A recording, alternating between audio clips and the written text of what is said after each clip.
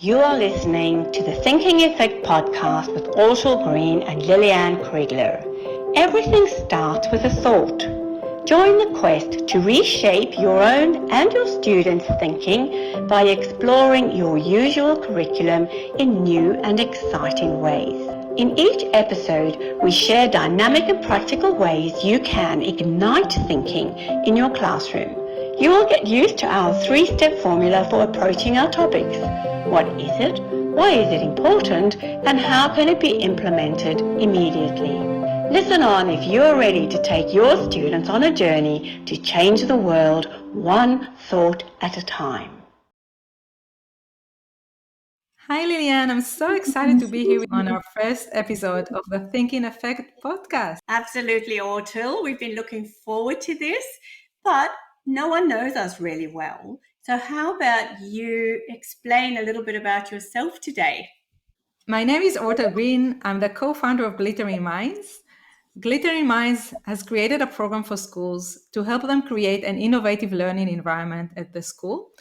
And we do so to help students develop the amazing 21st century skills like creative thinking, critical thinking, collaboration, communication, empathy, resilience, and so much more. I'm also an author. I wrote a book called Think Unique, which is a comprehensive guide for teachers that help them cultivate tomorrow's innovators in their classroom. Let's hear about you, Lilian. I'm sure everyone is curious to learn about you as well. Well, good day, everyone. I am Lillian Krieger. I'm an education consultant and author. I have experience at every level of education, but I have two main areas of expertise. So the first is in early childhood education, relating to children from birth to 9 years. And then secondly, I'm a senior trainer registered at the Feuerstein Institute in Jerusalem.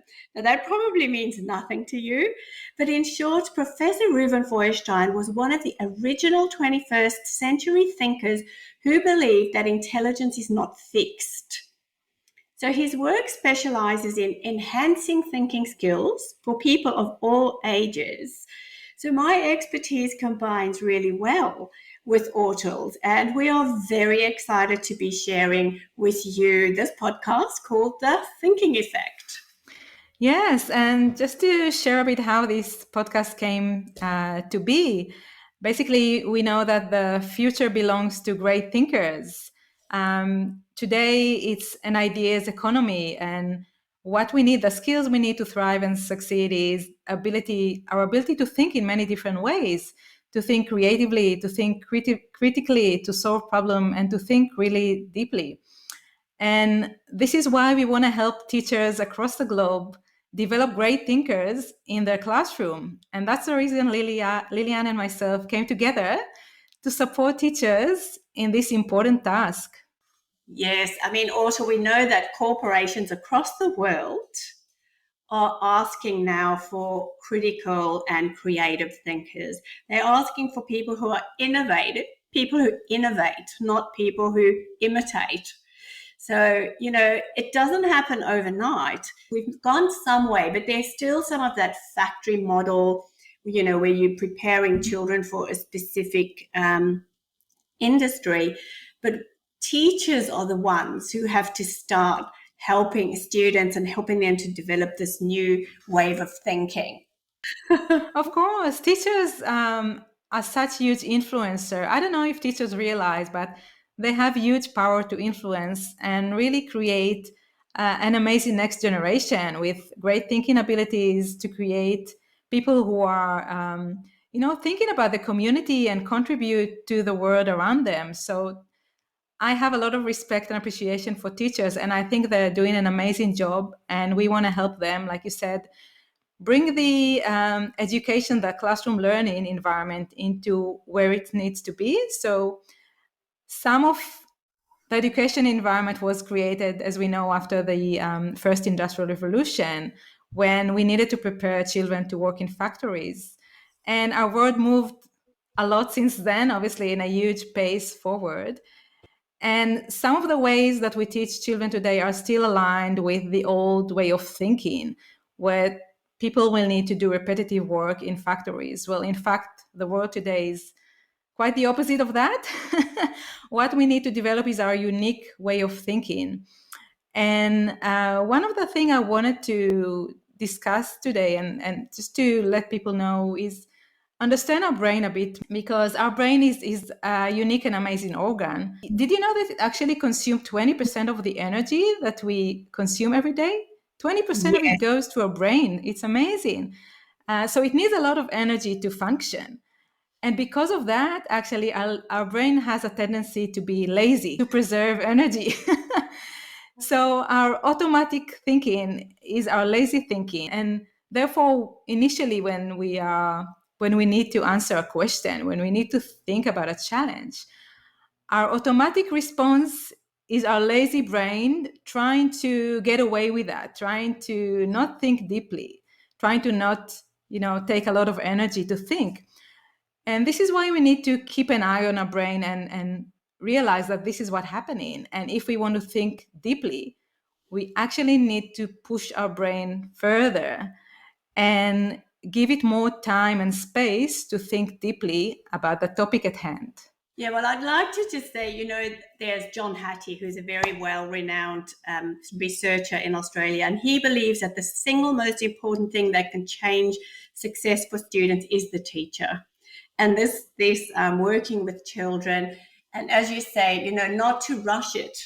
So today our podcast is really about thinking slow. When children think slow, we literally have more time and more opportunities to think. The phrase waiting time was coined by a Columbia University researcher, a wonderful lady called Mary Budd Rowe in 1972. And what she discovered, unbelievably, is the average time that teachers wait for an answer is 0.7 seconds. Like that's 70% of 1 second, Wow. between that and 1.4. And she Wow. said, yeah, incredibly quick to expect an answer. So even if we expand that to 3 seconds, it has immense advantages. And if you think about it logically, I mean, not all of our students have instant recall or the ability to frame their thoughts in a few seconds. Look, in Harry Potter, if you've read that series, we're all looking at the Hermione Granger who answers like this. And poor Ron Weasley, well, he's kind of like dead in the water. But at the same time, he's the most wonderful strategist and chess player. So the quickest answers are very seldom the best ones. So giving kids time to think is extremely advantageous. I couldn't agree more, Lillian. We have to provide time to think. And one of the feedbacks I get from teachers I'm working with is that suddenly they realize that they can't expect the student to come up straight away with an answer. They need to give them time to ponder about the question, reflect on it, think, digest it, maybe talk with someone else about this problem, and maybe research and get some more information. Because as we know, the information is the fertile ground our brain needs in order to come with ideas and solution and new thinking. And so when you pose a question to your students, you need to give them that time, firstly, to think about the question, maybe find some more information about this topic, have some conversation with their peers, and just a time to contemplate and come up with their thoughts and ideas. And one of the things that we need to remember is that each child think differently and need to express their feeling and thoughts differently. So, for example, when one child might find it very easy and beneficial to write their thinking, someone else might prefer to draw, and it will help them actually to think when they're drawing. Or someone else might need to build a model with their hands, or create a play with someone else in order to present their thinking. So we need to provide students, children, with the space, environment, and the time that they need to form their thoughts and really think deeply about the topic or question at hand. Yeah, you're absolutely right. And, just to summarize what you've said, Rowe's research, that Mary Budd Rowe, tells us three things. So the first thing is, if you expand this thinking time, teachers gain greater respect for the knowledge and the thought of more students in their classroom. Also, as you mentioned, the children check in with each other. So you've got more collaborative learning and it becomes more relational. And then the final thing, which I really love, is that it's not just time driven. The answers become more logic driven. And then when you're making those connections, there's space for creativity and for critical thinking. So why slow thinking is important is, recall is a skill for a small percentage of students. So we want them not to lose their confidence. We don't want them to chill out and think, oh my goodness, I cannot come back this fast, And we don't want a situation where the minute the teacher gets her answer, she'll say, oh, great answer.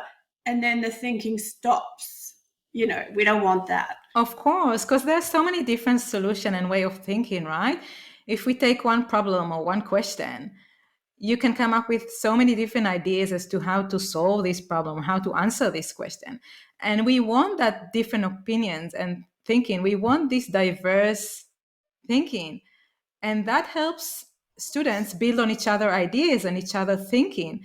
It's actually helps in creating better ideas and better solution when we hear different opinions from other people.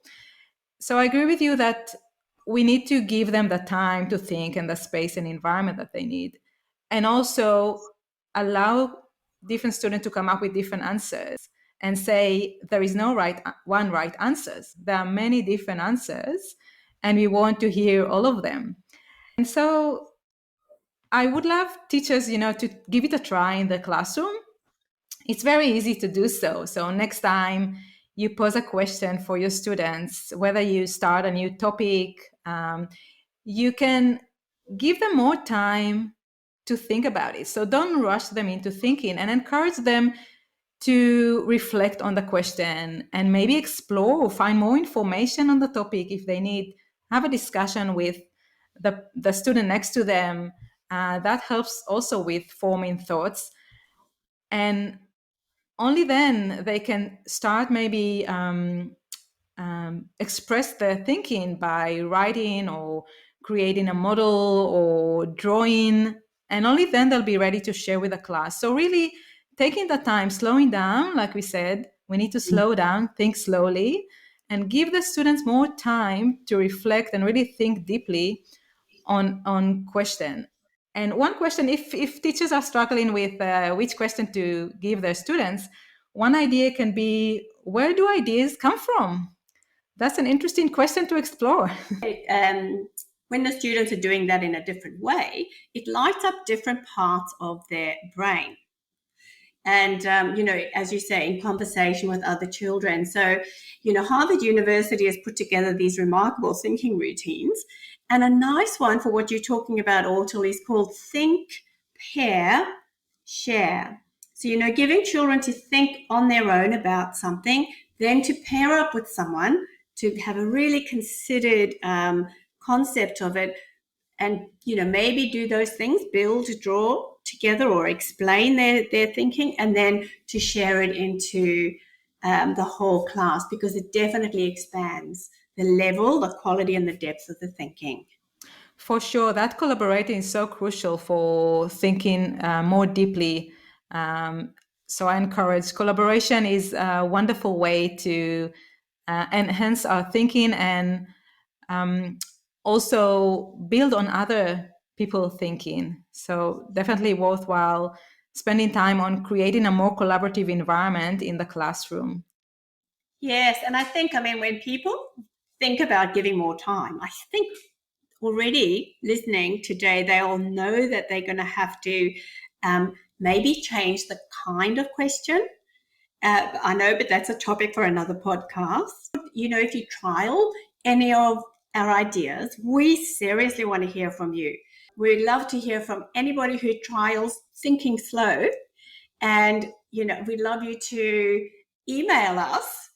And also, do we have something special for our guests if they do that? That's yes, actually we do. First I'm going to share our email address. It is the Thinking Effect podcast at gmail.com. And definitely we want to share something special with you. So, and we want to hear from as many teachers as possible.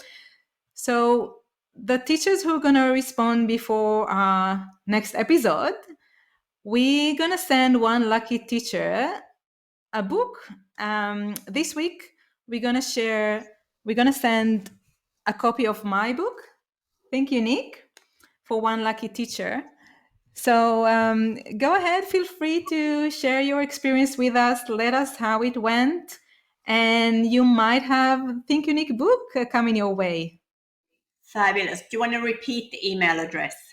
Yes, sure. It is the Thinking Effect podcast at gmail.com. So we look forward to hearing from you. And we look forward to have you join us for our next episode, which is going to be all about how do we trigger student thinking? So until we see you again, be good, be safe, but be back. Wonderful. So see you next time.